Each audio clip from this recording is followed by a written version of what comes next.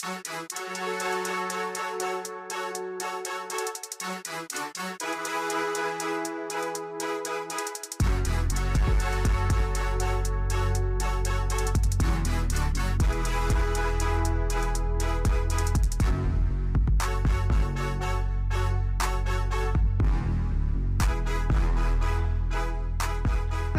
and welcome, everyone. This is The Breakdown with your not-so-humble talking hairdo, Ben.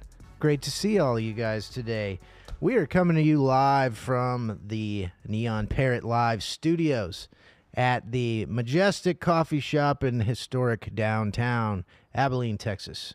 It is a beautiful... It feels like fall in the mornings here, and then at about 2 o'clock, it's like 115 degrees, so we're getting there. We will get there. And then we don't really get fall. It just turns into winter, and everything goes crunchy on us. But let's see here. We have so much to talk about today. We have tons of football. We have tons of college and NFL football. My Raiders suck, and it's getting really, really bad. And we get to play Big Frank's Bears this coming Sunday, which we will lose that game as well because we are terrible. And maybe this will inspire a change in the quarterback department. However, before we get into the NFL and all the beautiful layers of the sports world that I love so much, wearing my Texas A&M shirt today, I'm going to get into a little news regarding the Aggies and myself today momentarily. However, I do want to start. As you know, this program, over the summer, it took many different forms from the AI data center, and we had another gentleman on the Travie Wavy before this that is the head of the Frontier Texas down the road. It appears to be a very interesting, intriguing interview. Check it out. Last week, I think it was last week. No, it was 2 weeks ago after the Charlie Kirk assassination. There has been, I'm just going to hit that topic a little bit today before I get into sports, because 2-3 days ago we had, so we're told, a lone gunman on another rooftop in Dallas, Texas, taking shots at presumably ICE agents, and we get the shooter accidentally hits like 3 migrants, no ICE agents. I don't know, man. Things are getting so crazy right now. And I said what I had to say after the Charlie Kirk assassination, and it really, regardless of, and we're going to get into this in just a moment, Wall Street Journal Weekend Edition, I still stand behind my thoughts and my feelings of political violence and just the rhetoric that we've grown accustomed to, and that does breed violence. And I don't feel like I'm wrong about that. But what's interesting today, after we get another sniper on a roof in Dallas. This one's getting not very much coverage at all. I don't know why, because I'll tell you why I think is because this is going to become the norm. This is going to be normal. And this little part that I found in the weekend Wall Street Journal is the story is in the review section. It's always a good read. They got like lots of books, articles, things like this. But this article says, first came the Kirk shooting, then came the conspiracy theories. And that's like, our fabric now is conspiracy theories, which I think a lot of them hold a lot of weight, and there's a lot of truth in the conspiracy. But doesn't it seem now that everything, literally everything, is a conspiracy? And broad swaths of the public have rejected the official version of events in favor of ungrounded speculation on what happened that day. I have just as before I come on air, I'm looking at a video and another theory that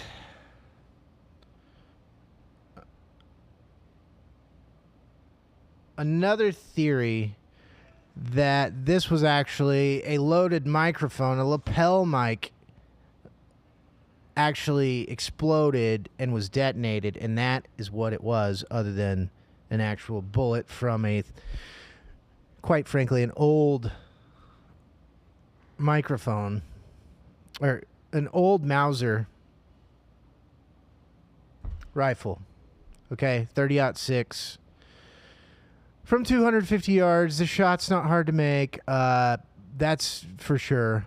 But, the kid's got a screwdriver, and he disassembles, reassembles the firearm and all these things. And I don't know, man. It's crazy because it's what I mentioned 2 weeks ago was all this stuff is conspiracy theory, nightmare fuel. And that tends to be the direction that we are going. And I just mean, damn. I had a little something prepared, and then I'm seeing this new clip by clip, frame by frame video of the actual assassination, and it is interesting,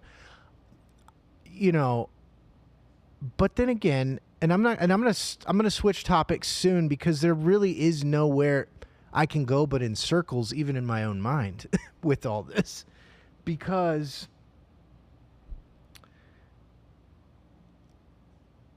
I don't know. Are there groups of people that want to do this kind of violence? Yes, there happens to be. One of them is called the Armed Queers of Salt Lake City. And they are a pro-gun LGBT group that shut down its social media presence after some influencers tossed the Utah organization into their stew of speculation. We also have...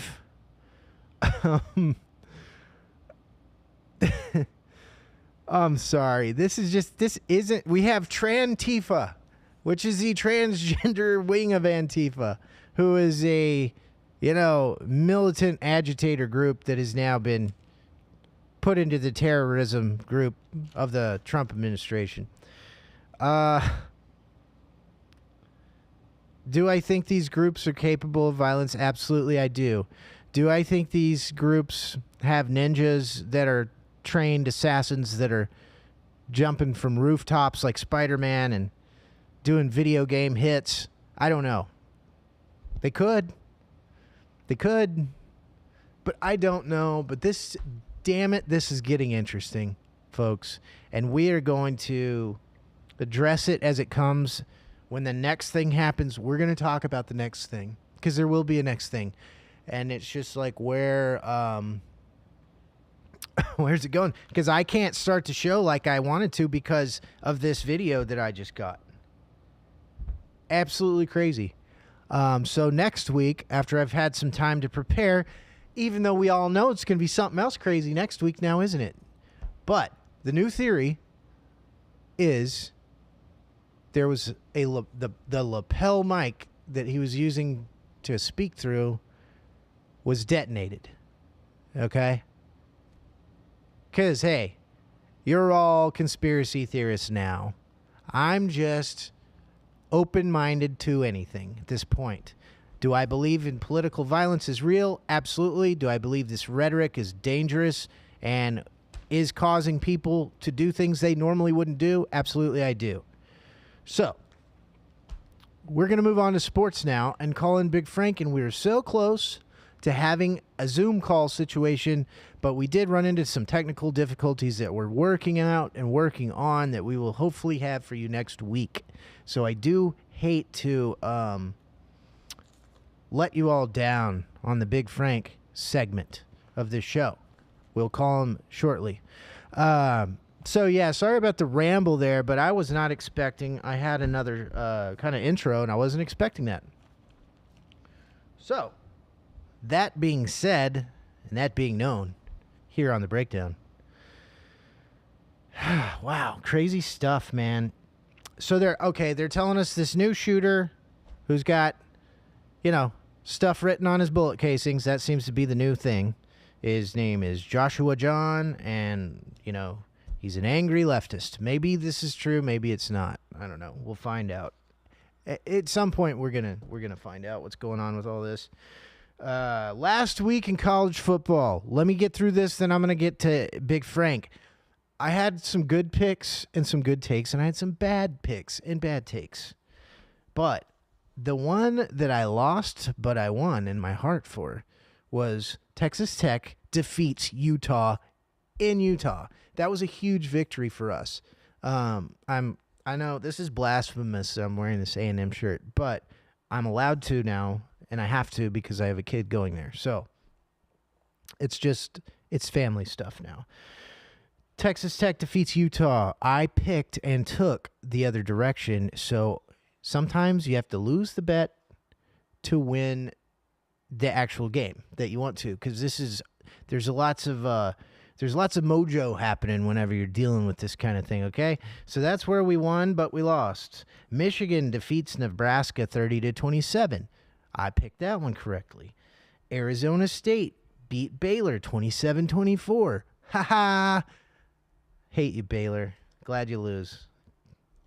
Miami beats the brakes off of Florida 26-7. We predicted that. I don't know if I predicted a beatdown quite of that nature, but I did. I was pretty sure that Miami was going to win that one.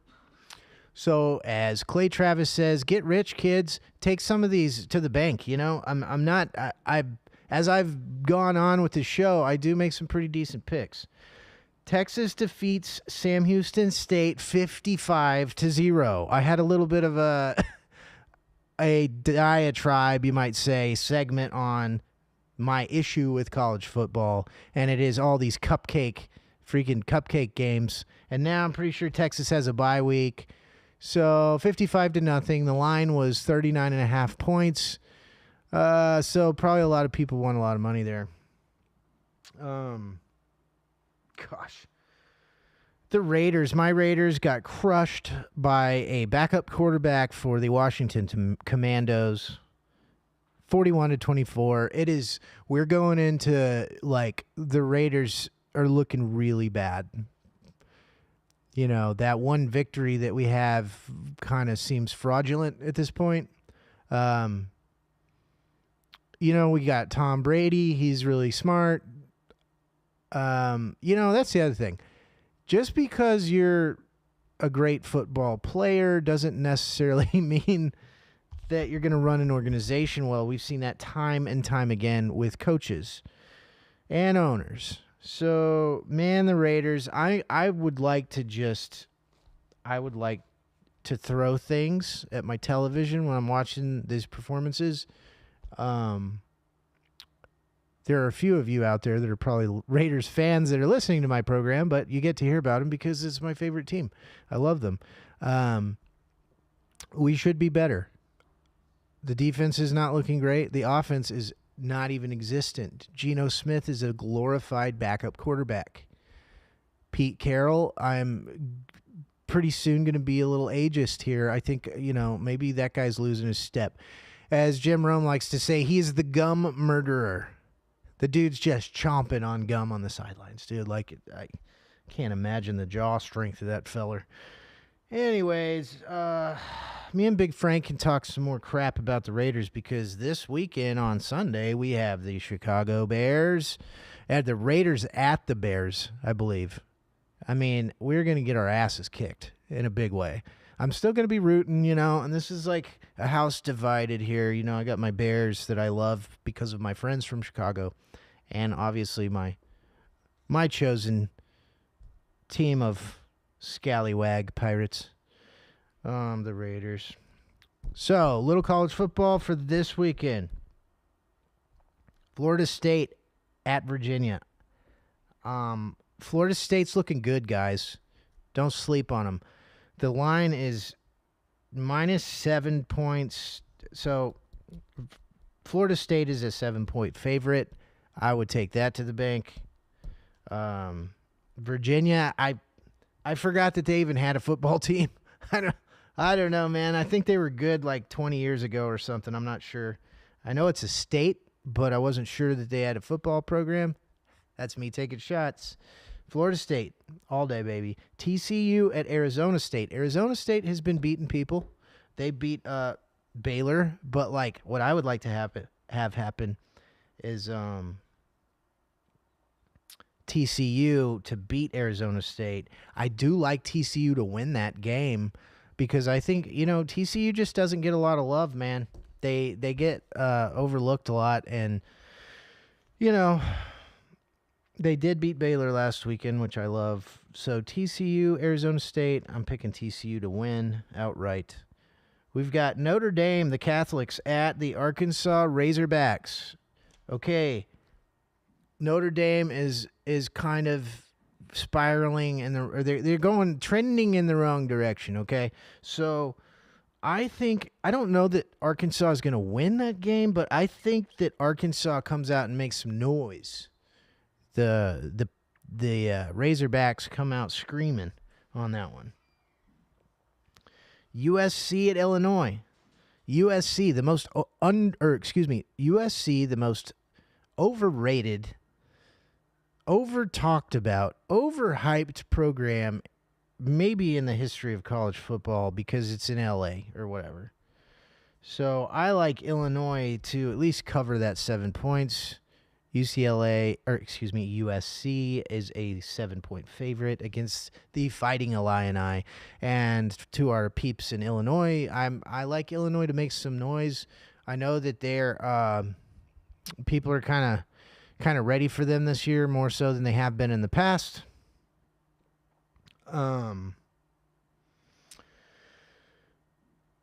Okay, so why are we here today? Auburn plays Texas A&M. Yours truly will be at that game. Okay? Yeah, so that's my first Aggie football game. And the Aggies are a 6.5-point favorite here, which I think that's dangerous because Auburn is not what they used to be right now, but it's an SEC powerhouse in the South, and they're not going to just not show up to play. So I think this one is, I'm not making a pick here because I really, I want to see a great game, and I want to see the Aggies win, but that's going to be a tough one regardless of, how good Auburn's been lately. It's going to be a game. We got Baylor at Oklahoma State. Baylor just lost to Arizona State, as we said. Oklahoma State is in complete disarray. They just fired Mike Gundy after 20-something years of being their head coach. So you're going to have a interim coach. I'm guessing it's going to be some assistant or something like this is going to take over for now.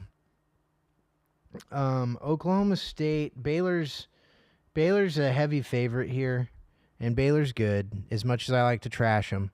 But this could be one of those games where Oklahoma State, because their coach is fired, sometimes you have these spring back games where they're just going to come out and really fight and put on a good show. So it could go that way, but I think Baylor wins the game. But you never know. Oklahoma State, I do think Oklahoma State Cowboys will not go quietly. Let's see here. LSU at Ole Miss. This is probably one of them next to the Aggie game, of course. LSU at Ole Miss. I love the thought of this game. I think it's later. I might get to watch that one a little bit because it'll be later in the evening, I think. But that one's an even pick'em game. That is the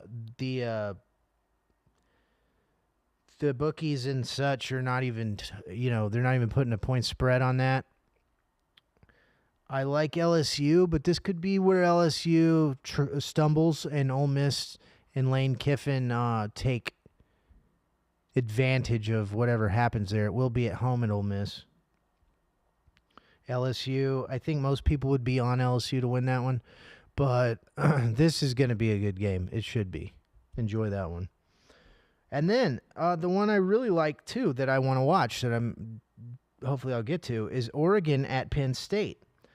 Oregon is, let's see, Penn State's a 3.5-point favorite. I kind of like that honestly. A lot of people are on Oregon to win this one, but I want to see Penn State come out and make some noise too. So, gosh almighty, the Raiders. Tonight, Thursday night football, we have the Seahawks at the Cardinals, also known as the Nobody Cares Bowl. Who gives a damn? Because, I mean, I hope it's a good game, but this, Kyler Murray with the Arizona Cardinals, I'm so tired of watching that guy. He has some decent games, but he is not built like a quarterback. He can't see over the line. This is like it's older than time as far as when I want my quarterback to look like a quarterback. I want him to be like 6'4", 200 some odd pounds with a huge arm. I'm stealing a little bit of that from another show, but the guy made a great point because I'm telling you, this, prototype weird quarterback thing that we've been seeing over the last 10 years, I don't know. It doesn't seem to win Super Bowls. Jalen Hurts, you can't really put him in the same category with the Eagles because he's so damn strong that, he's just a monster out there. But Lamar Jackson of the Baltimore Ravens, they lost the other day in pretty pitiful fashion. That game was worse than the score said last weekend, or maybe that was that Monday night game. Might have been the Monday night game. But Lamar Jackson's another one. It's like, that's not, that to me, that guy is not, he can win games and he's electric and all these other things, but that's not what I want my quarterback to be. That's not what's going to win Super Bowls, So, tonight, what a game. The Vikings Sunday, Vikings and Steelers meet in Dublin, Ireland. I would love to go to one of those games. That sounds cool. I think the Steelers get wrecked by the Vikings, honestly. I don't know who they're playing for quarterback because J.J. McCarthy is out with injury. Can't remember what that is. So I don't know who they're going to be playing. But I think the Steelers, I don't see them winning that game. Hopefully I'm wrong. The Giants, the New York Football Giants have benched Russell Wilson in week 4. The Chargers are coming to town to MetLife. Look out. This could get real ugly. Jackson Dart, former Ole Miss quarterback Jackson Dart will be starting for the New York Giants. This could be, this is one that I encourage everybody to stay away from because there's no telling what could happen. Jackson Dart could play the best game of his life, or it could be mediocre towards bad. So that's a hard pick'em game right there, honestly. The Chargers are really good. I really like them. But the whole Russell Wilson thing is like, I don't know how many teams he's been on in the last 3 years, but I just kind of feel like it's time for him to pack it up. I don't know. It's almost like he's hurting his legacy over the last few years by just, getting benched, getting run out of town because he doesn't have it anymore. And he was great. It looks like the Bears are at the Raiders. Who cares? It's not going to matter. Ravens, Chiefs. Chiefs have been playing terribly, but I think they beat the Ravens. I'm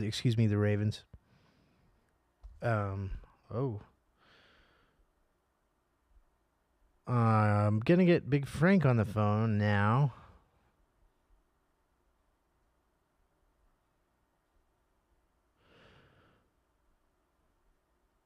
This is dead air. I apologize to everyone here. All right, let's get him on the line. We got to ask him about what's going on this weekend.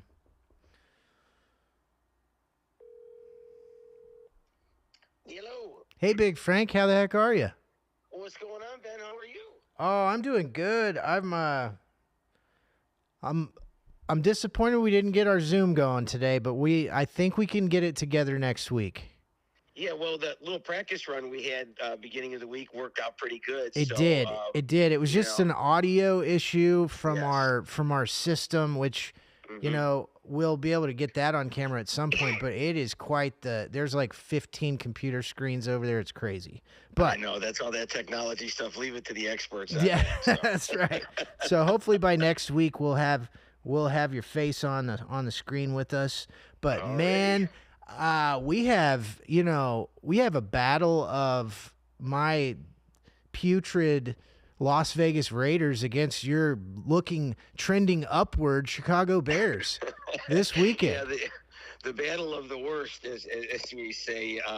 Last week was a good game. I mean, we were doing everything that we needed to do. Trending in the right direction. Caleb Williams played like we thought he should after we drafted him number one.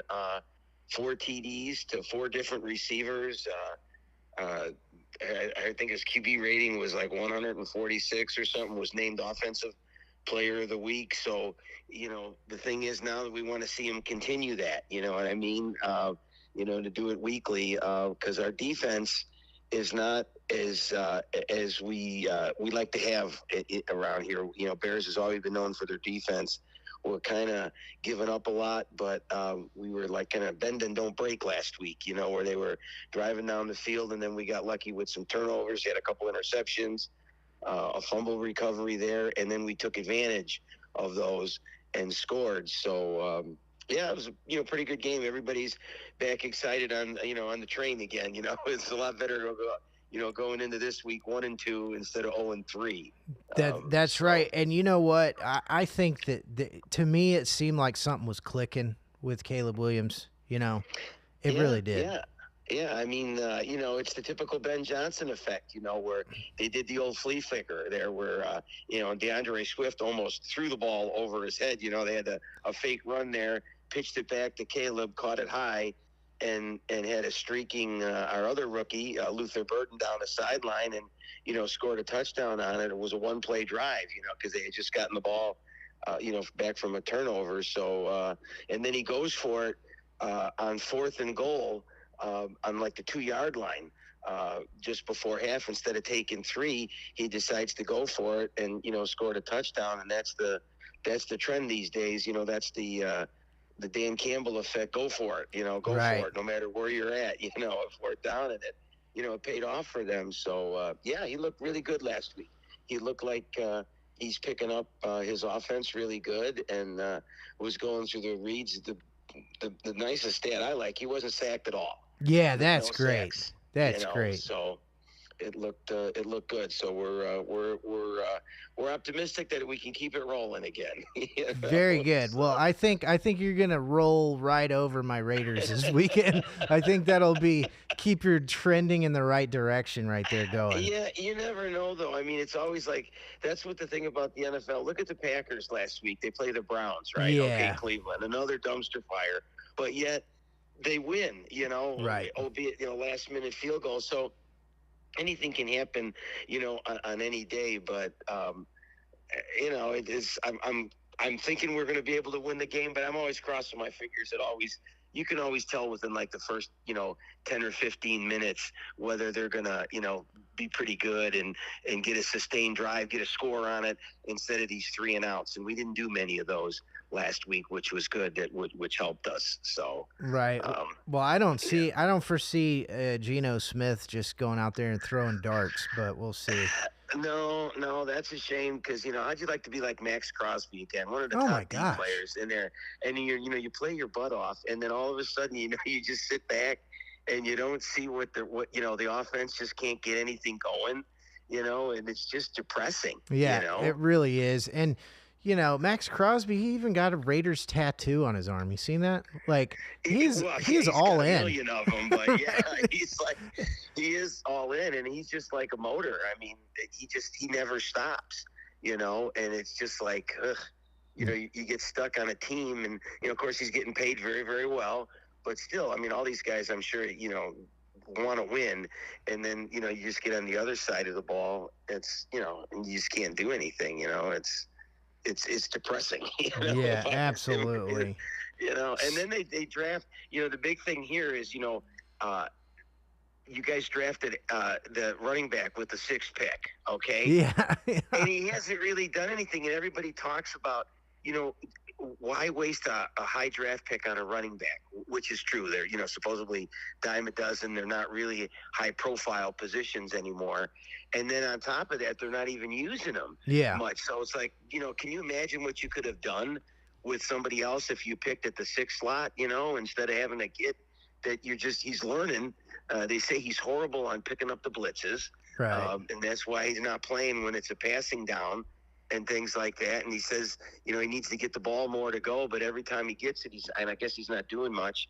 I don't see much other than just the highlights, but it seems like they're taking a lot of slack on that pick.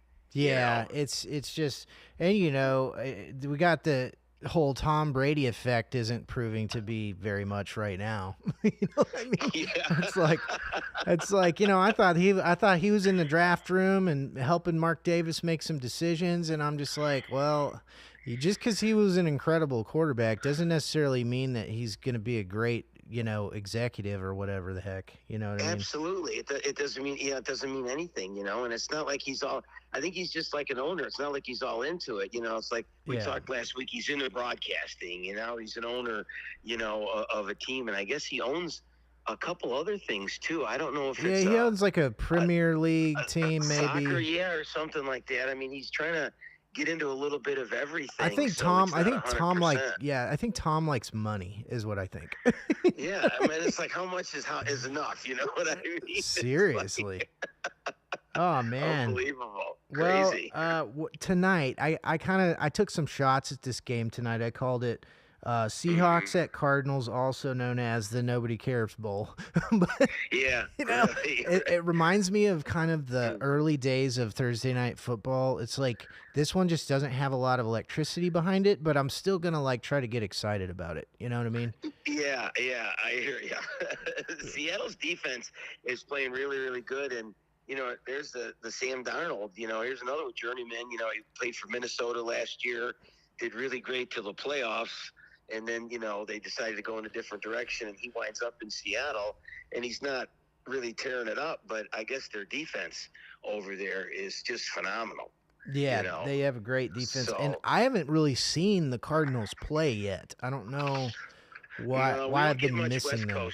Yeah, we don't get much West Coast teams, over here unless they're on like a game of the week or something like that. So just what you see in the highlights, and they're not really – tearing it up too. It all depends on who they're playing, at the beginning of the year too. But I like Seattle in that game tonight. I think just defensive wise, I don't think it's going to be a high scoring game. Right. But because of their defense, I would more lean towards Seattle tonight. Good deal. I like that pick. How about another one I'm really interested in is Ravens at Chiefs on Sunday. Yeah, Kansas City kind of looks like they're, at some point, those dynasties kind of end. Right. And they seem to be like, kind of down on the end of it. And then, Baltimore is like, it's Baltimore. They can score points and they do good, but they just kind of like self-destruct there, at the end. And I thought that was a really good game the other day, the Lions. I thought the Lions played them really, really tough. But then here again, they fumble it or they do something at the end of the game where it just always comes back to bite them, and they can't capitalize on it. So, I mean, I don't know. I think they're both 1-2 going into this game. Right. So it's like, if whoever loses it is going to go down to 1-3, that's a tough road to climb back. Absolutely. So, I mean, I don't know. It's at Kansas City, right? It is at Kansas City. Yeah, I don't know. I think that's a tricky one. Yeah. I don't think Kansas City's is playing as good as they can, and I don't know. Patrick Mahomes is always going to be Patrick Mahomes, but their defense, which kind of was strong last year, isn't as the best this year. So, I mean, I don't know. I would lean a little bit more towards Baltimore, but for me, that's almost kind of like a pick 'em, you Right, know? right. I agree with So, that. And then I got to tell you, I can't wait to watch the Packers at the Cowboys. I think I think that's going to be pretty funny. But I will say that one looks like a dangerous game for bettors because I mean the Cowboys might that the line's like a touchdown or something to the Packers and I'm like you never know, yeah. they might keep it close, you know. Yeah, Dallas. From watch them. They've got an offense. They can move the ball as long as they don't turn it over. I think one of the big reasons why they lost last week was because the turnovers hurt them at the worst time. I mean, uh, they had that interception at the end, which wasn't a really big deal because that's garbage time. But Right. before that, between two interceptions and a fumble, we scored points all over their turnovers. And if not, I mean, it's a close game, because we were beating them 14-3, and then all of a sudden you turn around and it's 14 all. Right. Because they score and they go for 2 points so they can, they can go. And then what really helped us was CD Lamb going down. Right. He got hurt. And again, why are you using your best player, as a running back and pitching it to him on a sweep where he just gets totally, annihilated and his ankle gets run over? I mean, again, I don't understand that play call there. Yeah, that was not a good choice. I mean, one of the better receivers in the league, let him get open one-on-one, go out there. But to pitch him on something where there's going to be 5 or 6 guys running after him because it's a run, it's just kind of a really a stupid play call, in my opinion. But that he went out early in the first quarter and never came back. And I think, that helped us out. But the Cowboys offense is really good. But their defense is just lousy, and horrible. So, yeah, that could be the only thing is the Packers coming off that loss. They're probably going to be really ticked now because they really should have beat the crap out of the Browns, but they didn't. Right. Yeah, I got to think they're out for blood today or this weekend for sure. And Micah Parsons, he's going to want to go out there and make some serious noise, Yeah, he's still good. I mean, that guy is unbelievable, and everything. So yeah, it's a home game for the Cowboys, and he's going back home. But I think Green Bay really puts a number to him too. I don't think they can afford to lose another one like that. Especially these are the games they should be winning. Right. So I agree with that. How about did you end up watching any of that Phoenix Mercury game on the WNBA the other night? Yeah, I was going back and forth between the channels, watching some other stuff here, and it was a pretty good game. Yeah. I mean, the playoffs are good, and then it was like, you listen to all that stuff. I guess the Seattle team, they fired everybody. Oh, wow. They lost out. The Seattle, I guess, coaching staff just got rid of everybody. Oh, wow. Because they got out of the playoffs early on both times. But that Wilson kid is phenomenal too. I mean, when you see her play, yeah, I mean, she's just just crazy good, So yeah, I've been watching, and I guess tomorrow night, Friday night, they've got him on again. Yeah, so, tomorrow you got the Vegas Aces versus the Indiana Fever and the Lynx versus the Mercury. And I can't believe the Mercury came back like that and took it to overtime and won. That was nuts. Yeah, I mean, they were down like 7 points with less than a minute to go or something like that. Oh, yeah. And then that one girl hit that 3 in the corner and tied it up to go into overtime. It was kind of crazy. So, yeah, it's exciting basketball, So, well, that's cool. Our Sky stinks so bad over here. The biggest thing now is our best player, that's Angel Reese. Right. She made a statement. She got hurt and she was out for a couple games, and then she come back. But then she made a statement like, I don't know if I'm coming back here unless we get some better players around here. Oh, yeah, I heard about that. That's bad. Yeah, and I mean, and then, I've never heard in any sport. I mean, I'm sure there's a lot of athletes that are frustrated like that, but you never come out and say it, where she just actually came out and say it, and they are. I mean, the rest of them, they do stink, but you just don't say that. No. And she said it, and then they sat her down. They didn't suspend her, but they didn't start her for like a half, and then she played the second half, and then like there was only 2 games left in the season, and then apparently she re-injured her, whatever it was with her, and so she sat out. But I think it was more of, they were using the injury as an excuse to Yeah. not suspend her, but now she doesn't know if she wants to play around here again anymore. So that's the big talk around here with her is she coming back, and if not, if she is, what are they going to do to support her, get some other players in here that are going to be playing. So yeah, and you got to mend. I mean, that's you should have to mend some fences there. You know what I mean? Yeah, or get some more players in here too that can play. Because they won the championship a couple years back, and then ever since then, it's just been like downhill. They're always changing the coach or changing the general manager, and they drafted her and that other girl, Cardoso, in the first round a couple years ago, and they really haven't really played as you would expect, top 5 picks or something like that. So it'll be interesting to see what happens in the off season with them. So. Absolutely. I just had so much fun with the WNBA this year, and then hockey's about to start. And yes. I'm gonna try to get in on hockey a little earlier this year, so I kind of can know, for all kinds of reasons, for wagering as well as who to pay attention to for the playoffs and stuff when they come around. Yeah, because it's going to be starting to get, you go through that lull after the Super Bowl, where nothing's really going on, and then I'm not a big baseball person, but at least you got something, and then all of a sudden you got football, and then all of a sudden hockey and basketball. So then you go into a thing where there's something going on every single night of the week. If it's not basketball, it's hockey, it's football.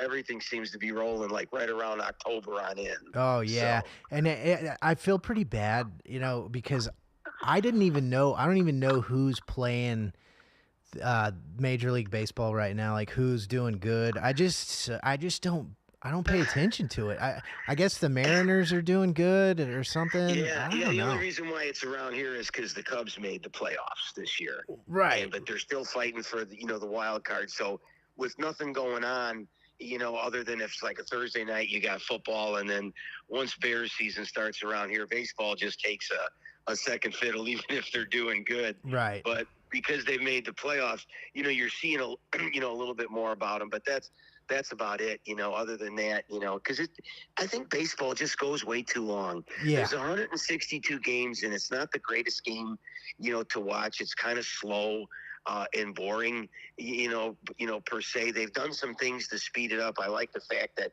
if it goes into extra innings, they put a guy on second base. Yeah. The next one. So they're trying to move the game along, and this pitch clock really does help from whenever I'm watching it. And again, I don't watch a lot of it, but I think they need to shorten the season to just make it a little bit more interesting, because it just drags on too much. It's almost kind of like basketball. Nobody really pays attention until it gets to the end of the year. Right. You know what I mean? And right. then it's like, okay, you make the playoffs, and then you can go from there. So, but yeah. That's interesting. Yeah, that's baseball. I'm gonna try to get into it as it gets a little deeper in the playoffs, just for content's sake. But it's hard for me to watch these days, for sure. It is for me. We went to a game for the first time in about 4 or 5 years. We went to a White Sox game this year, only because my son's company's based out of Philly, and a couple of guys were coming in, so we went to a Phillies White Sox game. Oh, there you go. Yeah, I mean, it was okay, but it's like, again, like after like the 4th or 5th inning, it just gets boring as hell if nothing's going on. Yeah, and it's like, I I can't drink that much beer, Big Frank. It takes way too long. I hear you. That's why, and we tried to go. That's why, I don't know if you have ever heard of them. I'm sure you have. The minor league team, the Savannah Bananas. Oh, heck yeah. Yeah. Oh, okay, well, they came to Comiskey Park this year. They're starting to go to major league fields. And you couldn't, I don't know how you go online and get them. You got to get them right away, but you couldn't get a ticket for less than $300 or $400. I heard they were expensive. Market. Yeah. And they sold that out, but I know somebody that and they said, you want to talk about 2 hours of absolute nonstop fun right. on what goes on is that Savannah Banana baseball thing. He goes, it's just absolutely wild. He goes, one of the best sporting events I've ever went to in person live. That's so cool. I saw one of their pitchers was on stilts. Yeah. And the thing is, if they hit a foul ball and you catch it, it's an out. Oh, that's so cool. If you're in the stands and there's a foul ball by you, you catch it, it's up. And if you happen to drop the ball, then they just boo the crap out of you. I mean, they have all kinds of other stuff. They do backflips. It's just, he goes, it's just crazy what they do over there, and it makes baseball fun instead of boring. Right. So That's awesome. Oh, I was gonna ask you, uh, do you guys root for Illinois, like the college, the university?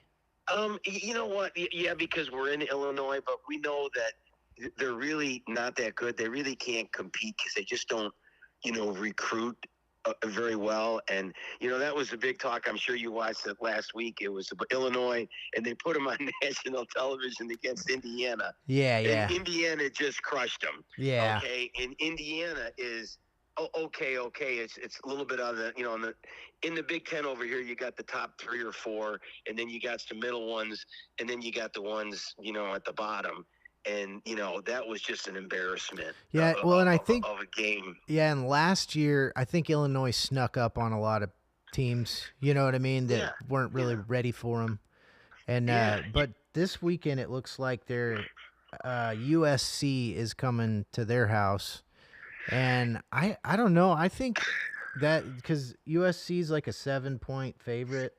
But that they could keep that one close, Yeah, they could bounce back on that. Their quarterback is pretty decent, but they just can't compete with the big powerhouses. Yeah, you know what I mean. And like I say, every year, you gotta either play Penn State, Michigan, Ohio State. You rotate them around because the Big Ten's not the Big Ten anymore. I think there's like about 20 schools in the Big Ten now, and now you throw in the ones out on the West Coast, like you said, USC and UCLA is part of that now. They just can't compete when they play the big guys, but they made a bowl game last year and they won it. So, the new coach they got there is that Bielema, who used to be at Wisconsin. That's right. Brett Bielema, and he was at Arkansas for a while, so he might be able to help them out in a little bit, but they just can't compete when you get in, with the big guys. And that game last week, I mean, oh my goodness, we were watching it, and we were going back and forth to, I don't know, whatever else. I think it was Miami was on at the same time, and that happened to be a better one because, we're going to watch it because, like you say, Illinois, but it was like they just got crushed. Yeah, so, that was a rough one. But it was a rough one. Maybe it'll be better this weekend.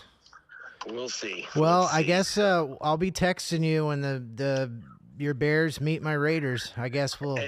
Absolutely, we're gonna have a big tailgate party out at my son's house in his driveway. We'll bring a truck out. I'll send you some videos. Yeah, send us some video.